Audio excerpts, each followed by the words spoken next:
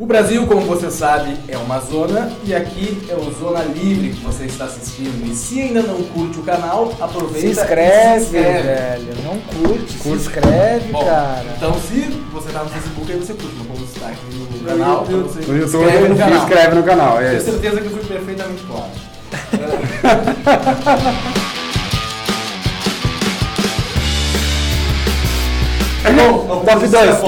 Top 2. A posição sempre... Top 2. Estamos fazendo o top 5 do ano, dos assuntos mais polêmicos, mais relevantes que aconteceram aqui no Brasil. E como posição número 2, destacamos a reforma trabalhista, que aí começou a entrar em vigor no dia 11 de novembro. E hoje, na Folha de São Paulo, saiu uma manchete bem interessante, fazendo ali uma análise, pegando dados dos primeiros 20 dias em que a reforma está em vigor. E a manchete é a seguinte: Brasil fecha 12.000,3 vagas formais no mês de entrada em vigor da reforma. E aí eu pergunto para o nosso empregador... Puxa, 1.000 pessoas O professor, capitalista. Exatamente, a reforma. O que tu achasse aí da reforma, mas também, sobretudo, dessa manchete que, para o leigo, parece que temos números negativos aí. Que o Temer não vale nada, todo mundo sabe. Tá? Eu acho que ninguém se opõe aqui. Mas eu sempre faço essa ressalva. A gente está diante de talvez uma das principais reformas dos últimos 20 anos no Brasil. Eu acredito piamente que a reforma, apesar de eu achar que ela foi tímida, né, eu acredito que ela sim vai promover, no médio e no longo prazo, efeitos benéficos, né, para a economia brasileira. E é natural que toda vez que tu tem uma mudança drástica, ocorra ajustes. Porque, afinal de contas, antes não era dadas opções para outros regimes de contratação, né, mais flexíveis. Vale lembrar também que, além da reforma trabalhista, a gente teve a terceirização, que foi mudada, né, a sua forma de interpretação dela, que começou a vigorar a partir deste ano. Antes existia uma discussão se a atividade fim podia ser contratada via terceiro ou não, e agora está bem mais claro, e com a reforma trabalhista ficou um pouquinho mais tranquilo, pelo menos para quem contrata.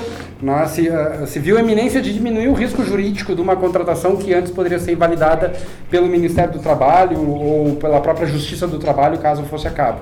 Então, apesar de ter esses ajustes pontuais, eu acho que no todo o benefício vai ser no médio e longo prazo muito benéfico. O que importa é que tenha mais pessoas trabalhando, independentemente do regime. Eu, por mim, se fosse livre negociação e não tivesse nem formalidade, o que importa para mim são pessoas trabalhando. Ponto final. Por mim, podia, inclusive, fazer isso aqui com a reforma, podia fazer isso aqui com a legislação do trabalho. A legislação, ao meu ver, só atrapalha, as pessoas trabalhando. E para quem dessa... Mas, ao mesmo tempo, assim, eu concordo contigo, tá?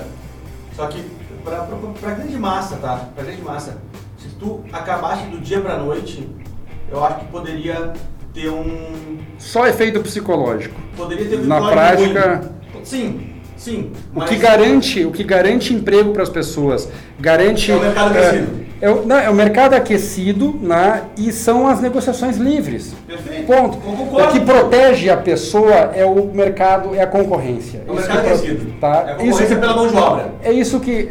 As empresas concorrendo por mão de obra. Isso que faz com que ela consiga se garantir. Mas tu não acha, como se tu pudesse acabar com a CLT amanhã,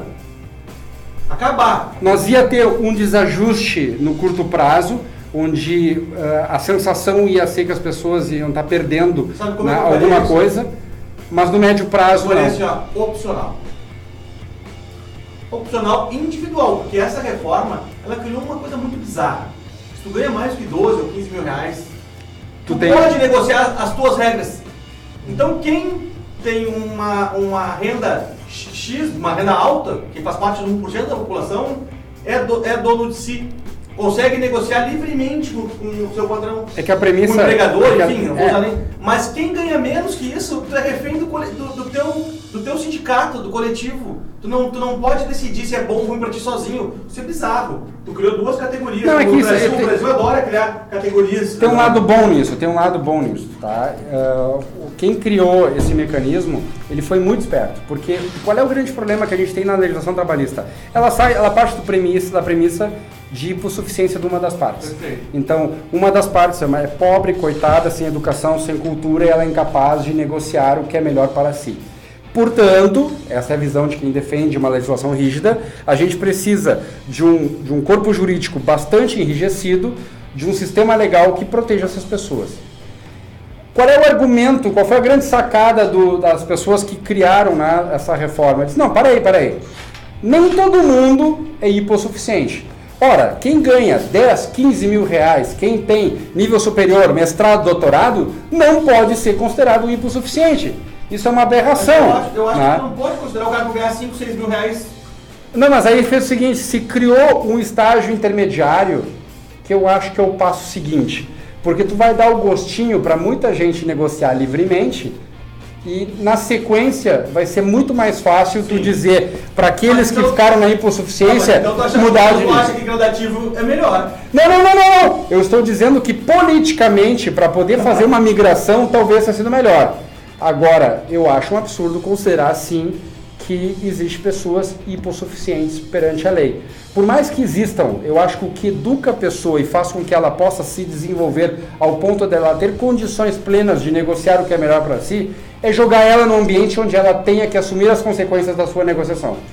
É isso que eu acredito. Mas isso poderia ser feito de uma maneira que não causasse um choque, assim, ó.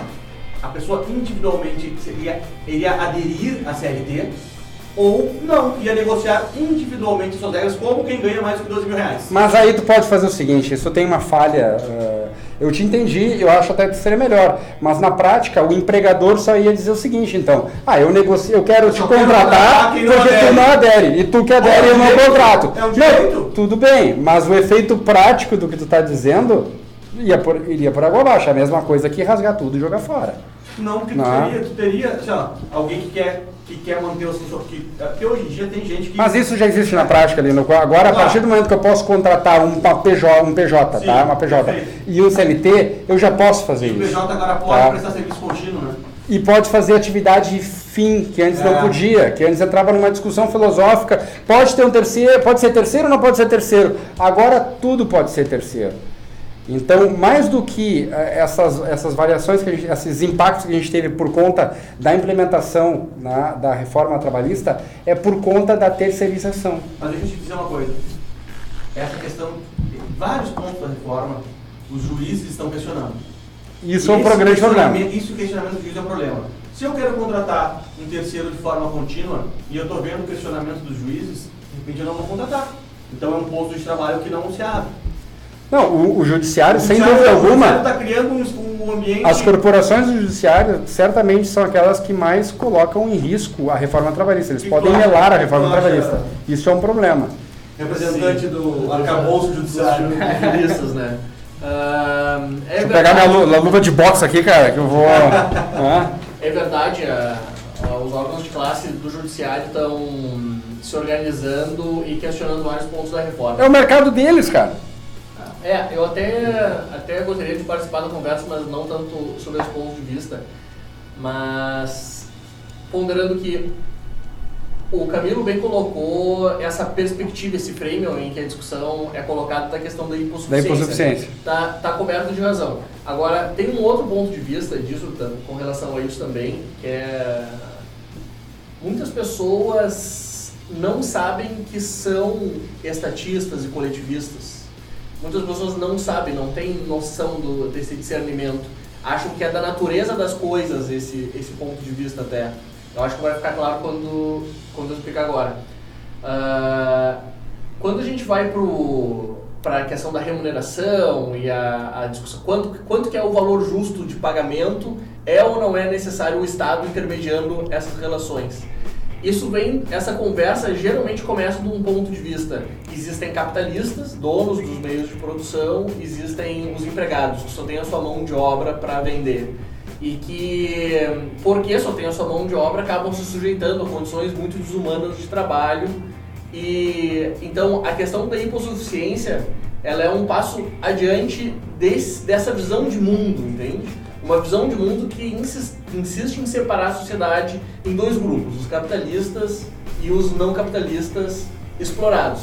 E tira daí que o valor do trabalho Marx trabalha aquela questão da mais-valia, né? Quer dizer, a pessoa dedica energia, horas de trabalho que é um para absurdo. algo e dali se teria um valor do seu trabalho e o lucro, então, seria uma espécie de exploração Sim, dele. uma a própria apropriação mais-valia, indébita. né?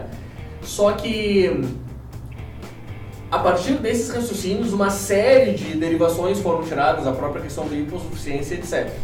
Agora, essa questão que é o âmago, já foi refutado pela economia e já existem outras explicações sobre o que dá valor para as coisas, inclusive para o trabalho. Sim, sim.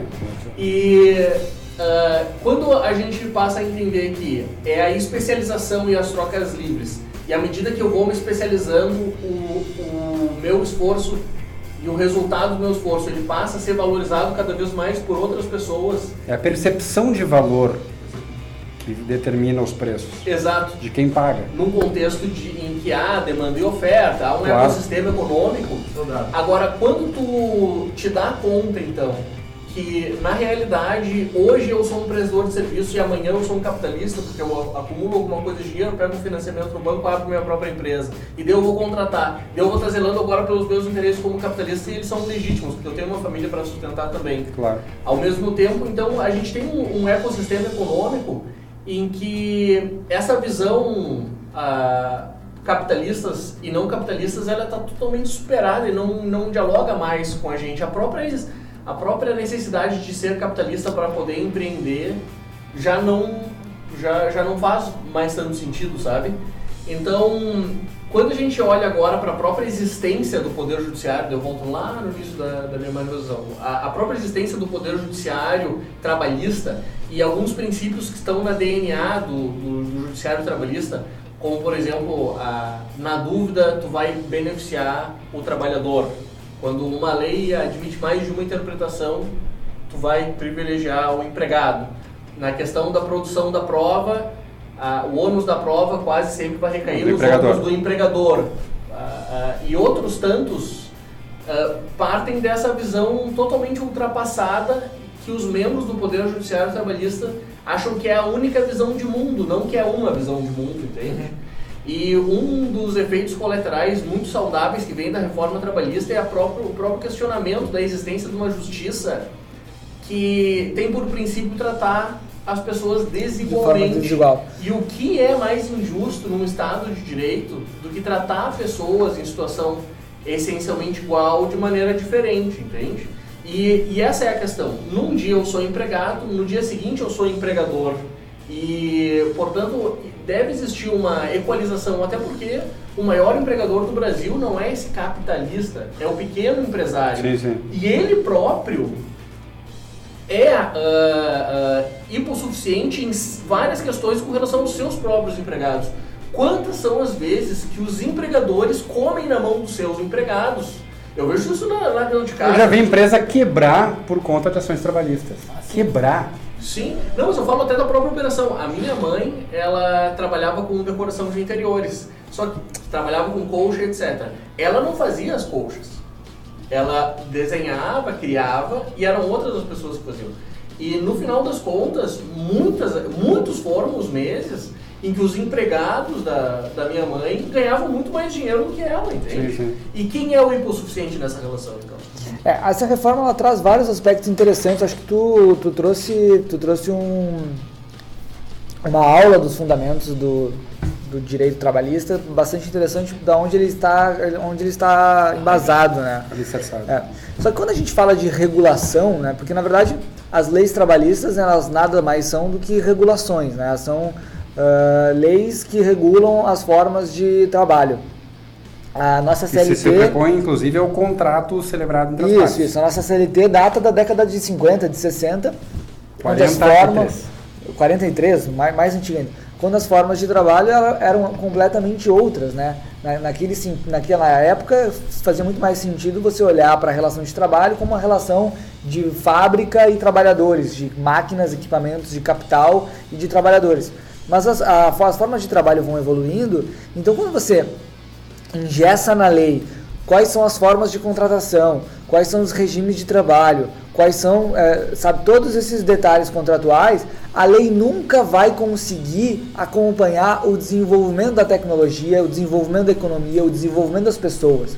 Porque hoje, por exemplo, você de casa, do computador, se você trabalha com edição de vídeo, se você trabalha com programação, se você trabalha com diversas questões da nova tecnologia, ou mesmo com vendas, com marketing, você simplesmente é autossuficiente. Você não, a tua relação de trabalho ela é direto com o cliente, ela é direto com uma conexão entre o produto que você vai desenhar até a fábrica que vai chegar. As relações de trabalho, a lei nunca vai prever todas as relações de trabalho existentes. Tanto que, por exemplo, algo que era altamente comum, que é o home office, agora foi ser regulamentado pela nova lei trabalhista. Daqui a 5 anos vão haver novas formas de trabalho e a lei nunca vai conseguir acompanhar.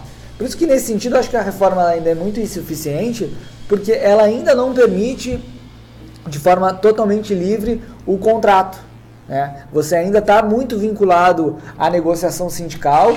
Né? Então, se de um lado a reforma enfraqueceu os sindicatos, tirando deles o imposto sindical, de outro ela fortaleceu o sindicato. Porque as categorias que forem de fato unidas, o sindicato vai ter muito poder para negociar em detrimento do indivíduo. Sim, ele favoreceu a livre associação. Então, por esse sentido, eu acho ruim. A livre associação. Que presta um serviço que o sindicalizado se sente representado e gosta do serviço. Mas porque quem não é sindicalizado vai estar sujeito àquelas mesmas normas. Porque a negociação de trabalho... Mas o representado não gostar da atividade, por exemplo, o sindicato... Não, tá bem, ele não vai sindicalizar e não vai pagar para o sindicato, mas o sindicato continua com o poder de negociar aquilo que é o seu contrato, entendeu? Então, por exemplo, eu não sou sindicalizado porque eu detesto o sindicato dos economistas. Mas o sindicato dos economistas continua negociando por mim o meu contrato de trabalho com a empresa. E isso vale para todas as categorias. Então, isso, de certa forma, vai haver um desvio de poder do sindicato, do poder financeiro para o poder de negociar as formas de trabalho. E quando a gente fala de CLT, né, ainda para falar um pouco do que era anteriormente, quantos milhões de brasileiros nunca tiveram carteira assinada? É aí que tá. Sempre viveram numa informalidade, porque o empresário, o empreendedor, né, e eu gosto muito quando você fala, não é o mega empresário. Quantos mega empresários tem no Brasil hoje? O grande empregador brasileiro hoje é o cara que emprega 10, 15, 20 pessoas, 30 pessoas. Mais de 80%, né, dos empregadores. São pequenos, né? Então, quando você fala... o cara tem um orçamento limitado, tá? Ele tem R$2.000 para fazer uma contratação. Ele vai contratar uma pessoa a R$2.000, com todos os descontos, a pessoa vai receber 1.000. Ou ele vai contratar duas que vão receber 1.000 sem descontos nenhum. É esse cálculo básico, aritmético e matemático que a gente tem que fazer. Por isso que eu acho que a reforma não foi a fundo o suficiente. A reforma manteve o FGTS. Eu acho que o FGTS tem que ser fortemente repensado no Brasil, inclusive dentro de uma reforma previdenciária, porque o FGTS é uma grande poupança. Então, acho que a reforma não foi suficiente. Acho que daqui a 5 anos as tecnologias estão avançando muito, as formas de trabalho estão avançando muito. Daqui a 5 anos a nossa lei vai estar ultrapassada novamente. Mas, de fato... É um ganho. É um ganho. Agora sim, vamos lá. Tá? De 50 anos. Já nasce ultrapassado. Muitos juízes estão dizendo que foi uma reforma feita às pressas e que não houve debate suficiente. Cara, isso é uma loucura. Isso é absurdo. O negócio está implementado há 60 anos. Não, 70 anos. 70 anos de CLT. 70 anos. Durante todos os 70 anos é debatido, por toda a sociedade, uma geração inteira, uma vida inteira sendo debatida. E chegou à conclusão que não dá mais, que tem que mudar, que tem que liberar, que tem que desregulamentar. Aí vem um juiz que vive fora da realidade, né? Sim, ele ganha 25 mil, 30 mil, auxílio moradia, auxílio paletó. E tá assim, não, Lino, é um pouco debatido. Só um número, Lino. 93% das ações trabalhistas no mundo são no Brasil. 93%. Esse é o entrave que significa para a nossa economia. Tá? E o risco jurídico que existe. Porque qual é o grande problema que a gente tem? É que como não existe liberdade para eu fazer um contrato livremente com ele, que acontece? Existe uma série de travas que a legislação coloca que faz, olha, horário de almoço é tanto, deslocamento, não sei o que, isso aqui. Isso é ruim, muitas vezes, para mim, que estou contratando, e para ele que está sendo contratado. Muitas vezes ele, inclusive, diz, olha, eu prefiro comer um sanduíche, almoçar em 15 minutos e ir embora mais cedo, posso? E ele está me pedindo, e eu sou muitas vezes obrigado a dizer não, porque a legislação não permite. Mas aí a gente, em boa fé, resolve pegar e fazer um acordo. Não, vamos fazer o seguinte, ó, vamos fazer desse jeito aqui. As duas partes estão satisfeitas. O que acontece? Por alguma ocasião qualquer, por alguma circunstância, eu sou obrigado a demiti-lo, e aí ele vai lá e diz assim, ó, ele me demitiu? Sabe aquele acordo que eu fiz com ele? Olha, pinóia pra ele, tá? Vou acioná-lo na justiça. Ou até uma fiscalização. Tá? Ou o sindicato ele qualquer coisa, tá? E aí o que acaba acontecendo? Isso acaba imputando um risco na operação que faz com que aquele cara que vai contratar pense 2, 3, 4, 5 vezes antes de fazer uma contratação. Então eu costumo dizer que lá na empresa que eu tenho, uma empresa pequena, a gente faz um impacto de risco para saber se contrata ou não contrata. E a gente tem que ficar fazendo um monte de conta. Se fosse rápido contratar, fácil demitir, a gente ia fazer o seguinte, ó, contrata, se funcionar, funcionou, e o cara está trabalhando. E no risco, o cara ia estar recebendo. Hoje a gente não cria vaga. A gente fica calculando e tendo certeza, será que tem que criar vaga? Será que não tem que criar vaga? Então vai ser benéfico flexibilizar justamente para que exista um custo menor na hora de contratar e demitir. Mais difícil demitir, mais difícil contratar. Mercado de trabalho é que nem uma instalação hidráulica. Tá? O fluxo é para entrar e para sair. Não adianta tu querer estagnar a saída e só colocar água para dentro que o sistema não vai funcionar. Tem que correr. Então, se é fácil para contratar, tem que ser muito fácil demitir, porque tem uns espertos que fazem o seguinte, não, para contratar tem que ser rápido, para demitir complica. Se demitiu, se complicou para demitir, as empresas não vão contratar. Porque a ideia é de fluxo.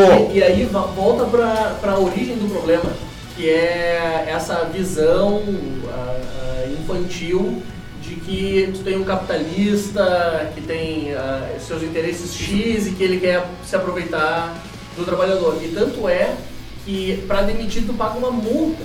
Veja bem, vamos parar para pensar nisso. Que gasta um FGTS. Para demitir alguém da tua empresa, tu é punido com uma multa. Agora, qual é a infração que o empresário pode cometer quando ele se vê obrigado? Ou porque ele adotou uma nova tecnologia, que ele não tem mais essa despesa, vai baratear o custo dele, vai baratear para o consumidor dele, ou então ele perdeu receita e para manter a subsistência do próprio fundo de comércio ele é obrigado a demitir.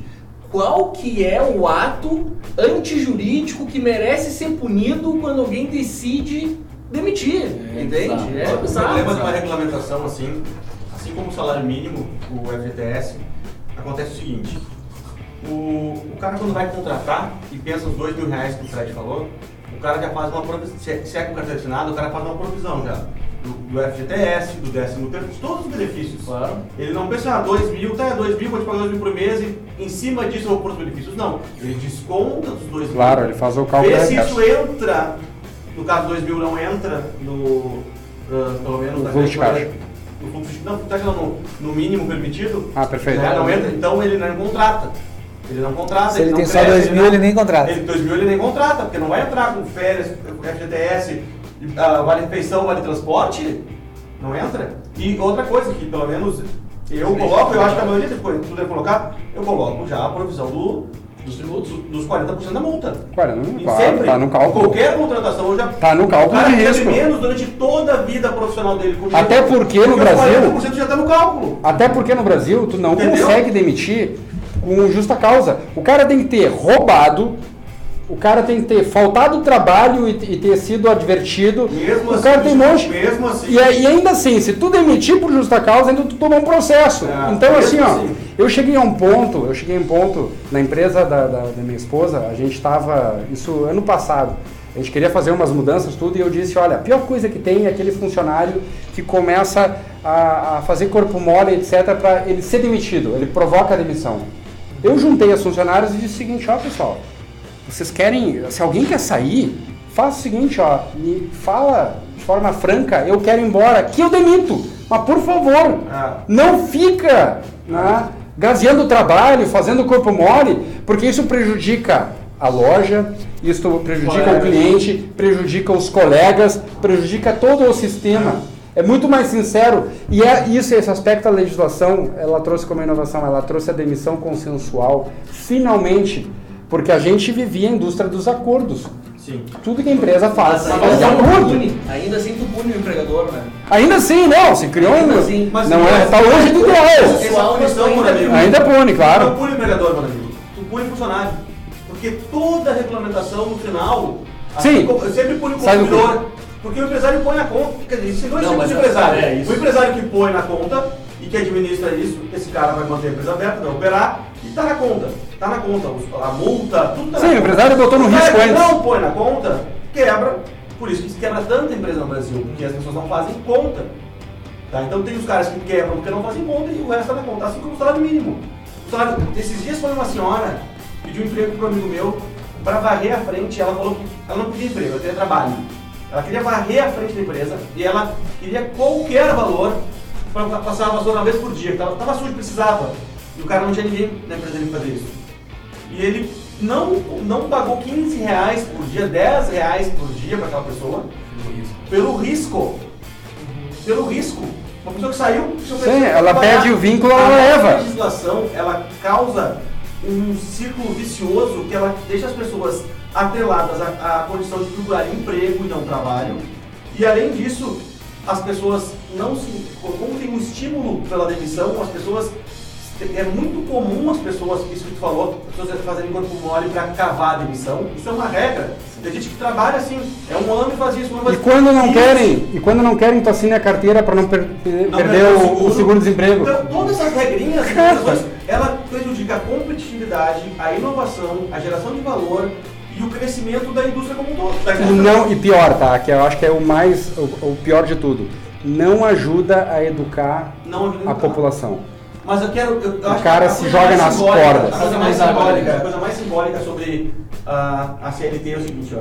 Existem hoje em torno de 400 mil brasileiros que fugiram da CLT e foram trabalhar negociando livremente nos Estados Unidos. Pessoas que vivem com uma qualidade de vida absurdamente melhor. E quantos americanos vieram para cá atrás da nossa CLT? Eu acho que isso é a prova. Eu acho que essa é a questão final, né? Quantos americanos fogem da liberdade? Quantos americanos vão pro México, entendeu? Quantos brasileiros fogem das leis trabalhistas aqui? Mas bom, a gente vai ter que finalizar agora, meu amigo. Próximo bloco, com mais pedido de fala.